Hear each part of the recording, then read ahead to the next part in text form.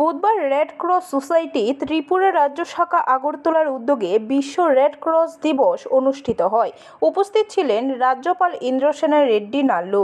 প্রদীপ প্রজ্বলনের মধ্য দিয়ে অনুষ্ঠানের উদ্বোধন করেন রাজ্যপাল। তারপর তিনি অনুষ্ঠানে বক্তব্য রেখে বলেন, রেড ক্রস সোসাইটি বরাবরই সমাজ সেবামূলক কাজ করে চলেছে। বিগত দিনের মতো আগামী দিন তারা মানুষের স্বার্থে সেবামূলক কাজকর্ম করবে বলে অভিমত ব্যক্ত করেন রাজ্যপাল। जब प्रिपेयर होते हैं तो अपने मन में अगर उसके बारे में कुछ मालूम है तो अपन प्रिपेयर हो सकते हैं।